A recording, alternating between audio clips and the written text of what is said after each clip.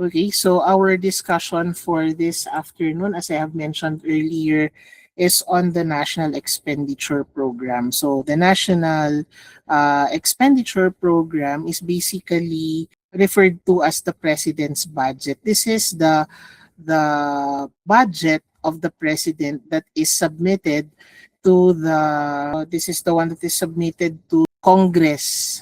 And later, ito yung ginagawa nila na bill, and then when it is approved, then it becomes now the General Appropriations Act. Okay, so I am sure that you still remember what we have discussed, okay, in first grading. Those information were available already first grading when we discussed about the DBCC. Okay, the role of the DBCC insofar as the preparation of budget is concerned. Okay, so I hope you still remember that. So again, this is known as the President's budget. And then once the President prepares this, it is now submitted to the Congress. It becomes the General Appropriations Bill. And once approved, then the General Appropriations Bill is now what we know as your General Appropriations Act. So the National Expenditure Program reflects the policy of the government when it comes now to priorities. Okay, remember we've been discussing before about priorities, the strategy of the government when it comes now to this so-called fiscal strategies, and of course the development agenda. And these are all done, okay, by the government, and they have to make sure that it is aligned with what again? It must be aligned with Ambition Natin 2040 and also the Philippine Development Plan of 2023 to 2028. Yun. So, of course, we make sure that I'm referring to the government. No? Yung NEP is a reflection of the proposed spending plan of the government. So how are they going to spend the money for a particular period? Okay, so we now move to the first subtopic, which is the macroeconomic environment. So for us to better understand why the NEP is prepared in such a manner, we have to remember that this is based on several factors. And of course, one of the things that the government looks into in preparing the budget, okay, is of course would include what we call your macroeconomic factors. So these things are not new to you. I suppose you've discussed this in economics, your economic subject. So number one key macroeconomic factor is what? It's our GDP, gross domestic product. Pero specifically when we talk about your macroeconomic environment, when we talk about your key macroeconomic factors, we are specifically referring to your GDP growth. Pag mabilis ang growth, no? Pag mabilis ang growth, ano ang requirement? Kailangan mas mataas ang revenue. Or let's just say when GDP growth is high, that's translated now into high revenues. Diba? And high revenues also mean that the government should be ready with more spending capacity. Okay? That the government should be ready with more spending capacity. Now, if the GDP growth is slow, then the opposite happens. When the GDP growth is slow, that means that revenues are also lower, and therefore when revenues are lower, there is now budgetary constraints.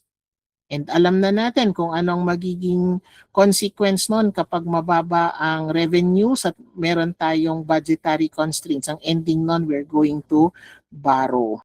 So after GDP growth, what else are we going to take into consideration? We take into consideration also inflation rate. Okay, inflation rate. So we take into consideration inflation rate. So ano naman ang connection ng inflation rate? Remember, when inflation rate is high, okay? When inflation rate is high, our purchasing power is affected. Pag masyadong mataas ang inflation rate, our purchasing power is affected. Why? The value of our money goes down. The prices of goods go up. So that is the situation when inflation rates are high. And when inflation rates are high, this may now require the government to allocate money for, what do you think? For what? What are they going to allocate money for? They have to allocate money for subsidies. They have to allocate money for social protection. Oh, why? Kasi nga, pag bumaba yung value ng pera dahil tumaas ang presyo ng mga bilihin, okay, that means that ordinary people might no longer afford to buy even their basic needs. And therefore, that is when financial support coming from the government become necessary. O, kasi paano sila makakabili ng basic needs nila, no? So, there. That's what happens when inflation rates are high. Okay? So GDP growth, inflation, anong next natin? Interest rates. Ano naman kayo nalaman ng interest rates ngayon when it comes to macroeconomic factors? So remember that interest rates would influence borrowing. You know that, that's basic. When interest rates are high, this may discourage borrowings. Diba? Like, when you find out that interest rates are high, are you going to buy on credit? Are you going to borrow money? Of course not. You're not going to do that. However, if the need arises and borrowing becomes urgent, there's no other way but to borrow.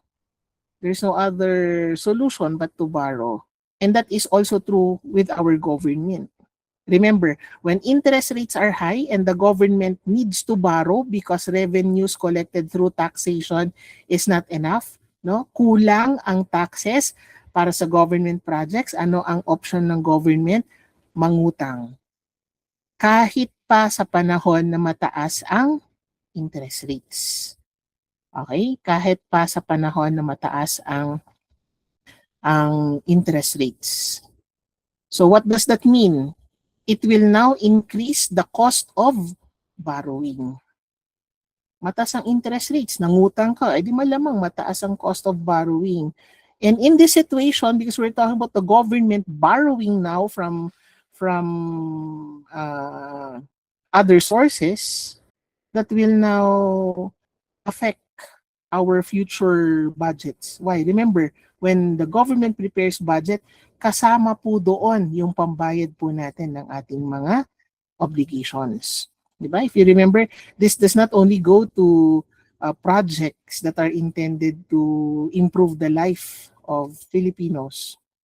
The budget includes a provision for the payment of their obligations, pambayad ng utang. So kung nangutang tayo sa panahon na mataas ang interest rates, aasahan natin na malaki ang babayaran natin sa mga susunod na taon.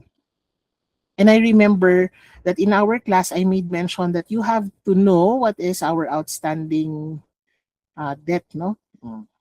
And I also mentioned to you before being informed about how much of this debt were borrowed during this current administration, how much of that debt was borrowed during the time of the recent administration. So do not forget, I ask you to do that, not to find that out. Okay? Now, ano ba? GDP growth, inflation, interest rates. The next one is exchange rate. Oh, that's another macroeconomic factor, exchange rate. What's the exchange rate for? What's the relevance of the exchange rate? Okay, insofar as budgeting is concerned. If, for example, the government decides to borrow from external sources, from let's say for example, foreign governments. Can you imagine, no, how much we have to prepare if, for example, the changes in exchange rates are against us. Ibig sabihin, bumagsak halimbawa ang Philippine peso as against other currencies. We borrowed in foreign currency. For example, we borrowed from country X and the money we borrowed is in US dollars, for example. So the interest is also computed in US dollars. And we borrowed at a time when the interest rates are high. And now we are about to pay, but we have to pay based on the existing exchange rates. What if exchange rates were better when we borrowed? But exchange rates nowadays, for example, are uh, too high, no, as far as we are concerned. Okay, let's say we borrowed at a time when $1 was equivalent to 55 pesos, and now we are about to pay at a time when $1 is worth 65 pesos, for example lang. O, diba? We borrowed the same amount, but because of the difference when it comes to the exchange rate, we don't have any other choice but to, you know, pay based on the existing exchange rate. So that will make foreign debt cost foreign debt payments costly on our part. Mas mahal para sa atin ang magbayad dahil doon sa pagbabago ng exchange rate. Pero syempre, if exchange rate changes in our favor, pag naging mas malakas naman ng peso, o di mas mabuti. Kunwari, we borrowed at a time when a dollar was 55 pesos. Now, a dollar is 50 pesos and we are supposed to pay now based on current exchange rates. O di panalo tayo. There are different situations, di ba? There are different situations. Hindi naman laging nightmare, no? Pwede rin naman na maganda yung result. Pero that means that that's a factor we take into consideration. Last, okay? Ano yung last na macroeconomic factor natin? We have global economic conditions. Global economic conditions. So what are we referring to as global economic conditions? Anything, everything that is happening globally that influences now or that impacts our country also. For example, geopolitical tensions, yung gulo, China and Taiwan. Pero we're affected by that because we are basically located in Asia, and whatever happens between China and Taiwan might affect us in one way or another. Or geopolitical tensions happening in the Middle East. Gulo nila yon, pero bakit damay tayo? You see? So these are global economic these are factors, no, that also affect us. The sudden rise in fuel prices. Hindi naman natin ginusto yon, di ba? But because of what's currently happening, we are affected. So those are our macroeconomic factors. So now we move on to financing the national expenditure program. Saan po kukunin yung pambayad or saan po kukunin yung gagastusin in relation to the national expenditure program. So, aware tayo kung magkano ang gagastusin natin. So, where will we get the money to finance these expenditures? Aware na tayo ano yung pagkakagastusan, pero saan kukunin yung pambayad ng mga gastusin natin? So, what are the major sources of funding? Number one, we have our tax revenues. The taxes collected by the government. That's number one source of financing. That's number one source of how we can fund our NEP or our National Expenditure Program. Ano po yung sources natin ng ng tax revenues. Yan. So, syempre, nandyan ang income tax. Okay, so I hope you and the people you know and are concerned about this have already filed their income taxes because that was due April 15. So anyway, yan, income tax. Ano pa? VAT, value added tax. Isa pa yan sa mga sources ng government. Ano pa? Excise taxes. Oh. Kaya nga yung iba tinatanong nila, no? Kasi few days ago, if you remember, sinuspend ng President ng Pilipinas yung excise tax ng, alam niyo na, yung commodity syempre na kailangan medyo magmura ngayon dahil sobra na ang itinaas ng presyo. Some people said, okay, so if you're going to suspend that, where else are we going to get now revenues? So not everyone were happy about the suspension of the excise tax on petroleum products. It was needed. It was needed. But then again, if we're going to look into long-term kasi, yeah, that's really going to affect naman yung capabilities natin in the long term. But anyway, yeah, that's those are our sources. Those are our sources of tax revenues. How else? How else do we finance our national expenditure program? So, ano pa? Non-tax. Non-tax revenue. What are these non-tax revenues? For example, dividends coming from our government-owned and controlled corporations. For example, in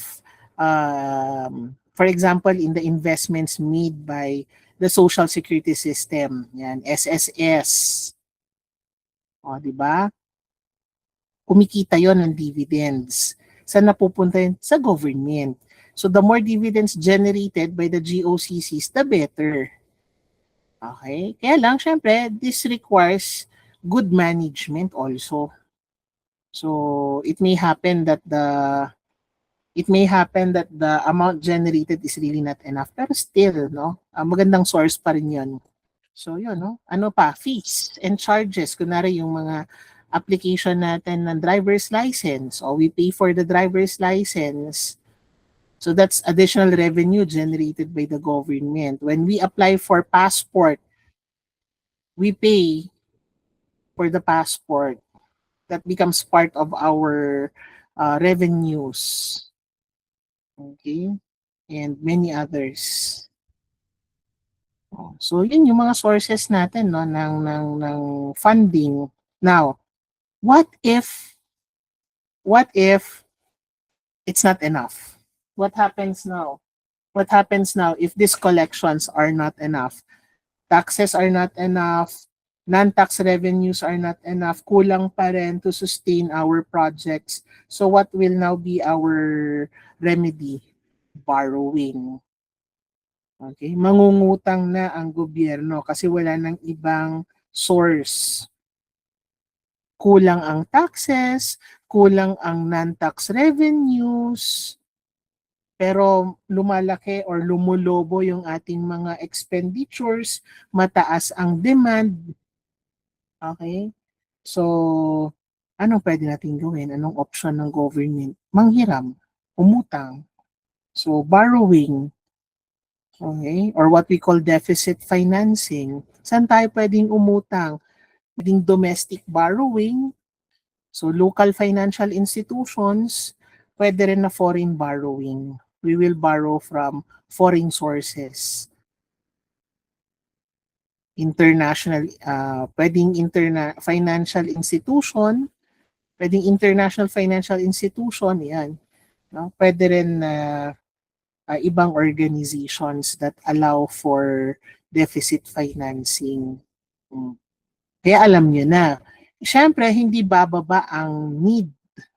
'Di ba? Hindi pwedeng yun ang bawasan natin. Para sumapat ang pwede nating solusyon, okay, increase natin ang collections. Hindi pwedeng sabihin mo sa mga tao, bawasan nyo kasi yung yung demand ninyo. Hindi. Kasi as you know our situation, our population is getting bigger, and so the demands also are continuously increasing. So what we need to do is find ways to increase revenues. Kasi nga, habang tumataas ang demand at hindi sumasapat ang revenues, ang ibang option na lang talaga na naiwan sa atin. Well, meron pang iba, pero syempre, given na kasi na kailangan talaga natin humiram or umutang. Okay? And alam naman natin ang situation natin at this point in time. Okay? So borrowing can be another option. Other than borrowing, pwede naman ang government, grants and aids. Okay? Ito yung mga galing sa mga organizations, institutions, governments. Okay, kailan tayo nakakatanggap ng grants and aids? You don't just get that, by the way, no? There's a reason why foreign governments or institutions would decide to give you grants and aids. So kunwari, example lang, sabihin ko na rin ng Japan. Okay, Philippine government, we are going to give you, or we are going to give a grant amounting to $1 billion. The intention of this grant is for you to pursue the research on vehicles or the production of vehicles that require or that will use, let's say for example, alternative sources of energy.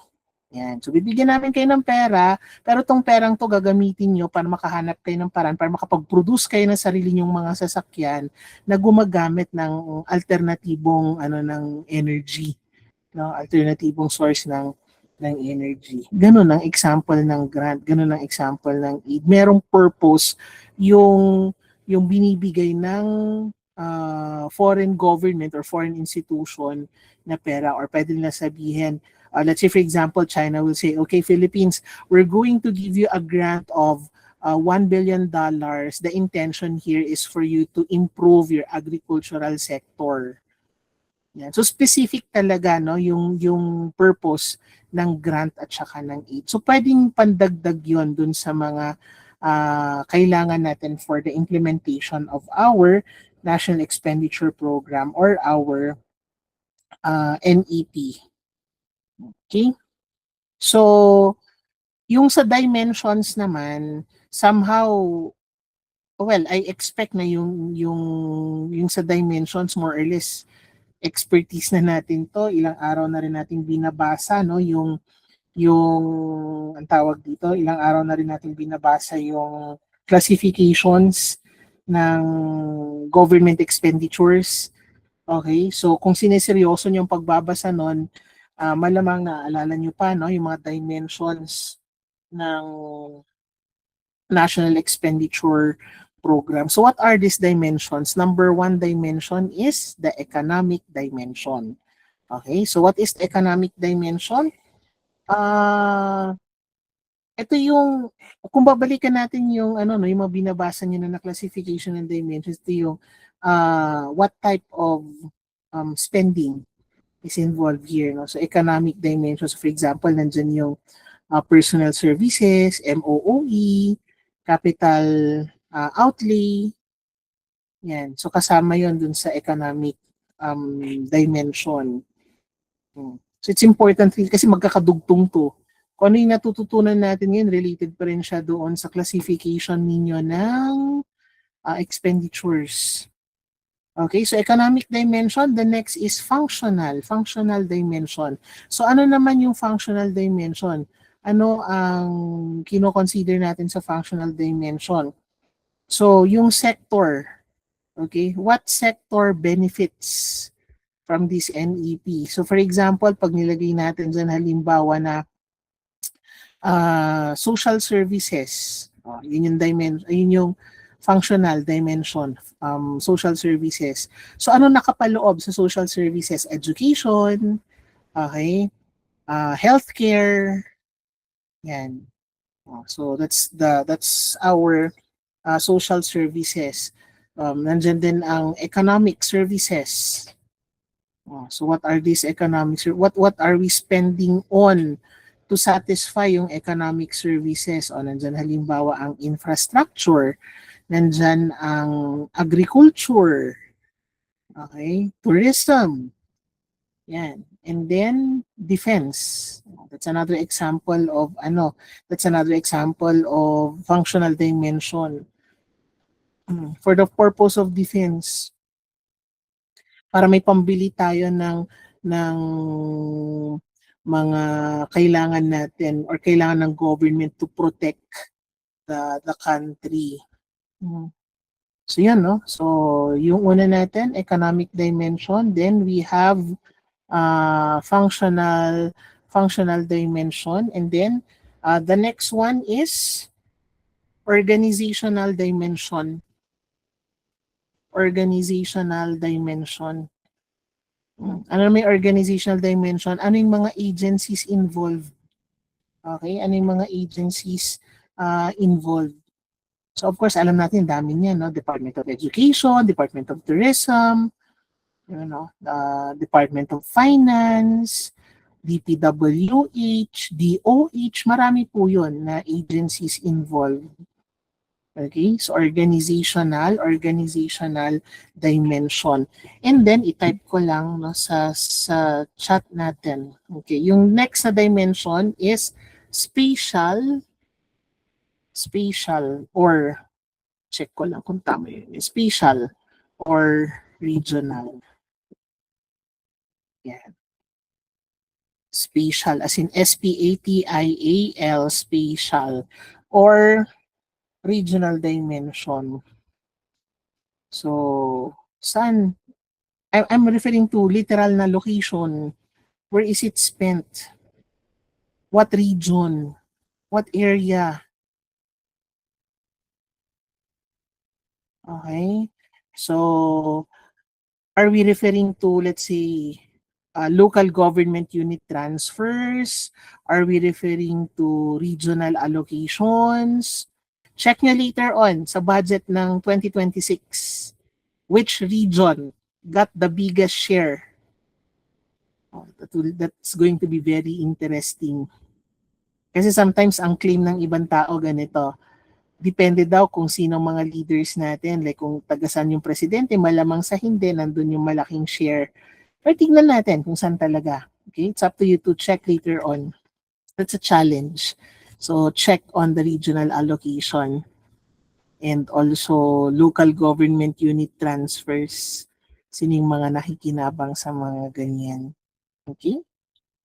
So, that's on the dimensions. So, very much similar dun sa binasa nyo noon na na classification. Okay?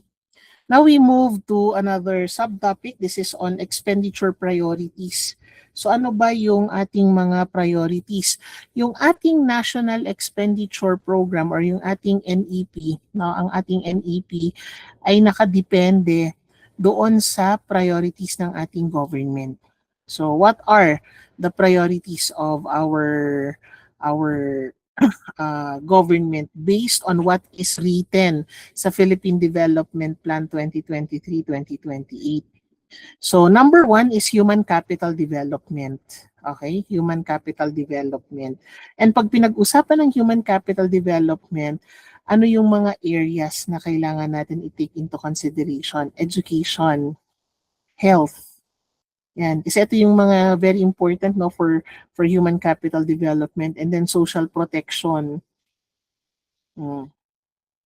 Paano magiging competitive ang country? Magiging competitive ang country pag competitive ang kanyang mga tao. Paano magiging competitive ang mga tao?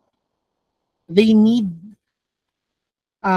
education. They need to be skilled. Okay? So, the government must invest on that. So, quality education must be given. Trainings that would now help us upskill are also important. All right? Health is part of human capital development.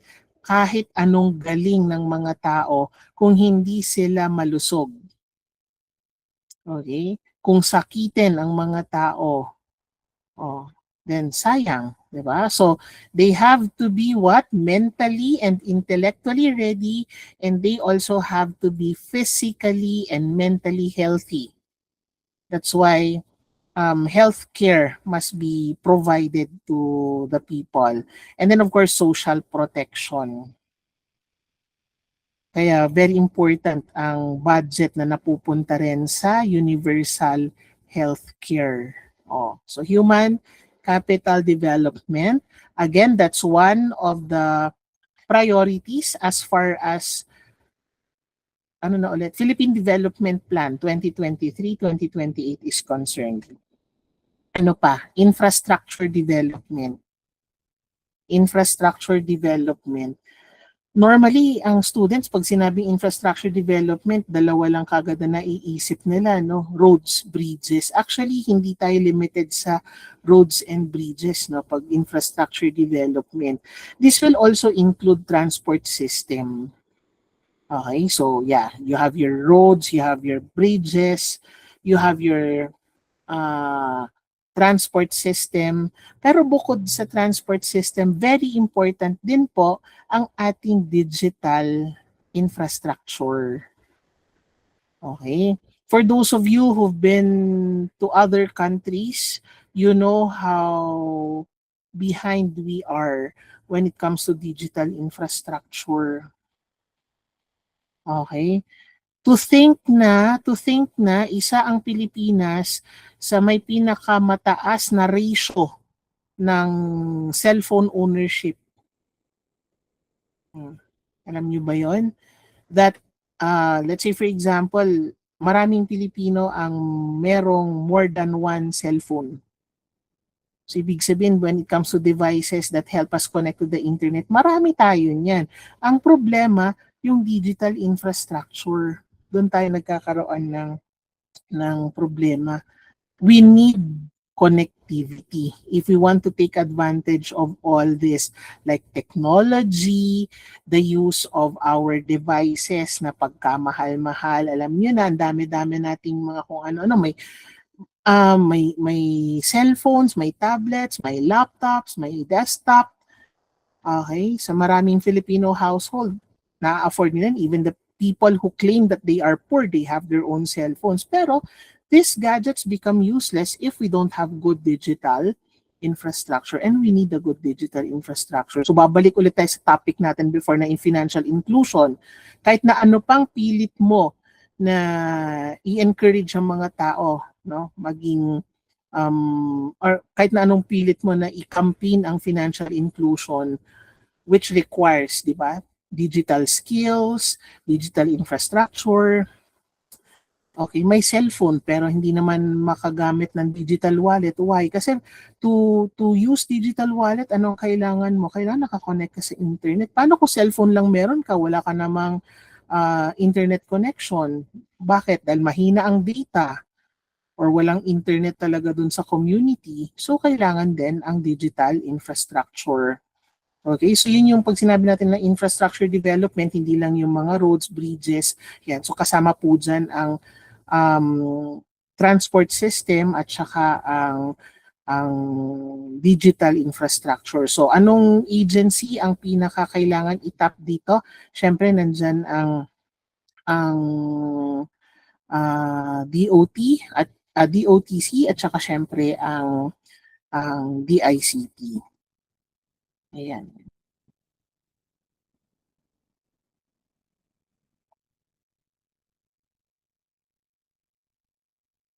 All right. So after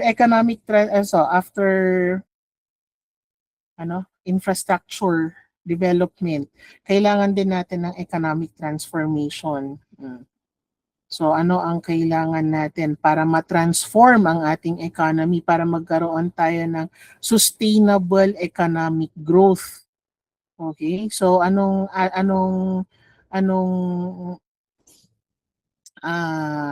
kailangan natin? Kailangan natin ng improvement, particularly for example sa agrikultura. Agriculture modernization. Sayang kasi our country is an agriculture country. Kung anong yaman natin noong 1960s, 1970s, galing po yon sa agrikultura. Tapos unti-unting nawala. Pero hindi naman totally na nawala. Kaya lang yun nga, kailangan natin ng modernization sa field din ng agriculture. So that's one thing that the government have to look into. So few years ago, someone promised na ang bigas magiging 20 pesos. I'm not sure if that really happened. Okay. Well, they said it did happen, pero I don't think it's the quality that we're looking for. Pero hindi naman siya totally impossible. If we can modernize agriculture, yung pangako na yun is possible. Okay? Because some people say, that's impossible. Sa mahal ng bilihin yan, posibleng bababa ng 20. Pwede po. That's possible if we can modernize our agricultural sector. Kasi kapag mas efficient tayo sa pag-produce, posible po na mas mura yung ating mga agricultural products. Okay? Ano pa? The Philippines depend on MSMEs. You know that for those who are enrolled in NTREM. Alam nyo na 90+% ng ating ekonomiya ay dahil sa mga micro, small and medium enterprises. Okay? Nakadepende po tayo sa mga maliliit na negosyo. At kung totoo na more than 90% ng ating ekonomiya ay nakadepende sa MSMEs, then dapat lang na gastusan din sila ng government. So, kailangan ng support, okay, para sa ating mga MSMEs. Extend lang tayo ng konti lang kasi we're almost done naman na. We're almost done. Hindi natin matatapos yung buong chapter, pero at least matapos man lang natin itong dimensions. Priorities, sorry. So, economic transformation, tapos na tayo doon. Next, social development. Dalawa na lang po, okay? Social development or social protection. That's another priority, social protection. So, ano tong mga kasama sa social protection na to? Okay, anong kasama sa social protection na to? Yung budget ng government na napupunta sa sa cash transfer, yung ayuda na tinatawag natin, yung 4Ps. Okay? Siyempre, hindi nawawala yan. Meron pa rin hanggang ngayon.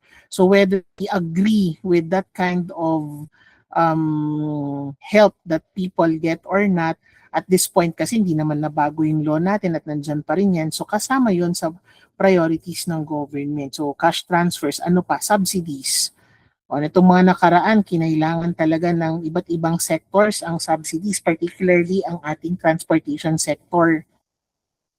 So there should be enough money also for that purpose.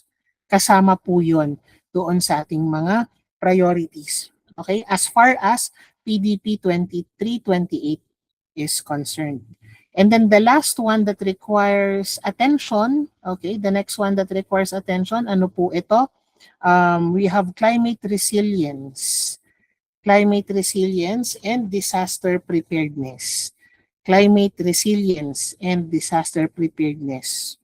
Para saan to? Well, alam naman natin ang sitwasyon natin dito sa Pilipinas, di ba? We are located in a part of the planet na kapag umulan, bonggang-bonggang ulan. Okay? We are also located along that part of the planet na pag lumindol, okay, grabe rin ang impact sa atin. Therefore, when it comes now to natural calamities, suki tayo. Alam nyo yun, di ba? Pero hindi pwedeng ganun lang yun. Kailangan gawan ng paraan, di ba? So, a lot of places in the Philippines are actually located below sea level. That's why even just with a small amount of rain, we suffer from flooding, or there are places that suffer from flooding. So ano dapat ang ginagawa ng government? Very hot issue pa rin hanggang ngayon, di ba? Flood control projects. Priority daw yun. Kung titignan nyo yung Philippine Development Plan 2023-2028, kasama po siya sa priority, yung flood control projects. So doon pa lang alam nyo na kung saan nag-umpisa yan. Okay. So, kailangan gastusan yan. Priority yan eh. Priority yan. Ang dami nasisira ng ng baha. Maraming buhay ang nawawala dahil sa baha. Maraming kabuhayan ang nasisira dahil sa baha. Kaya kailangan talaga yung flood control projects. Kaya lang dahil sa laki ng pera na naka-allocate dyan, kaya nagiging tempting na nakawin. Oh. So yun, no? Ano pa? Disaster risk reduction. Kasi nga kasama sa disaster preparedness. So dapat pati ang disaster risk reduction ginagastosan dapat ng government. Okay? So, hindi naman natin totally ma-stop ang bagyo. Hindi naman natin totally ma-stop ang earthquake. Diba? Kahit may nagsabi na pag sinabi niyang stop, hihinto ang calamity. Hindi natin magagawa yun. Okay? That's beyond our control as humans. Pero, we can do something to reduce the impact. Oh, so dapat 'yun ginagastosan din ng government. And kasama daw 'yun dun sa um, priority ng PDP 2023 to 2028. Let us now continue. So, we have public expenditure management reforms. To improve efficiency and accountability, the Philippines has implemented several reforms. One of these reforms is known as the performance-informed budgeting. This PIB or performance-informed budgeting is a set of integrated processes that aims to improve the efficiency and effectiveness of public expenditure by linking funding to results by the systematic use of performance in resource allocation and management. The National Budget Memorandum Number 117 dated March 1, 2013 PIB, which was first adopted in the General Appropriations Act in 2016, aimed to strengthen the linkages among planning, budgeting, and outcomes, to simplify budget presentation, and enhance transparency and accountability in the allocation of limited resources. And then another reform is known as the Medium-Term Expenditure Framework, or the MTEF. This is a 3 to 5 year rolling budgeting approach that aligns government policy planning with resource availability, typically covering a 3-year period. This now strengthens fiscal discipline by setting top-down expenditure ceilings while providing greater predictability for sector-level planning and improved, efficient public resource allocation. The third reform is the two-tier budgeting approach. So, Tier 1 is on ongoing expenditures, and then Tier 2 is on new or expanded programs. So, this is a public financial management reform often used in the country, and this improves efficiency by splitting budget preparation into two distinct stages. As mentioned, for Tier 1, you have ongoing expenditures or ongoing programs and commitments, and then for Tier 2 would now be for new or expanded programs or initiatives. Another reform is transparency and accountability measures. So these are essential governance systems that are designed to make public or private actions visible, traceable, and subject to scrutiny, fostering trust and preventing corruption. Key measures would now include open contracting, independent audits, and many others. A good example here would be on the new Government Procurement Act, or RA number 12009, which implements beneficial ownership declaration, or yung i-identify mo no yung true owners, and video recording of procurement conferences to prevent conflicts of interest. Another example of this would be what we call open contracting standards. This promotes publishing data at all stages of procurement. Again, this is for transparency, no? From planning to contract implementation to enhance public tracking of funds. So these measures often involve establishing legal frameworks that force government agencies and corporations to provide clear reports, annual assessments, and public access to key documents, aligning now actions with stated obligations.